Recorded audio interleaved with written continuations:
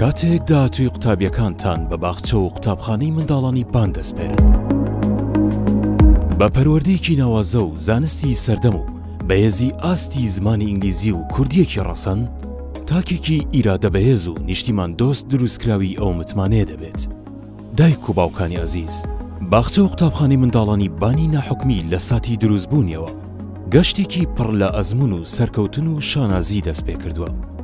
بە جۆرێک کە کاروانی سەرکەوتنی لە بۆری زانست و پەروەردەدا هەمیشە پێشەنگ بووە. ئێستاش لە بانگێشتکردنی بەڕێستان بەردەوام دەبێت بۆ ئەوەی لە بنیادنانی ئەو خەونەی کە لە بنیادنانی فێرخوازێکی مەزن و بیرتیژ و پەروەردەکرا و زمانزانەتانە لەگەڵ سافێکی لێهاتوو و باڵەخانەیەکی مۆدێرن هاوکارتان دەبێت. لە ئێستادا بۆ ساڵی نوێی خوێندن 2023-2024 ناونووسین لە قۆناغی باخچەی منداڵان تاوەکو دەی ئامادەی دەستی پێکردووە و کورسی خوێندن سنووردارە. ناونیشانی قوتابخانەی بان گەڕێکی هەڤاڵان پشت مەتعەم بابڵحارە. بۆ پەیوەندی 050 555 28 28.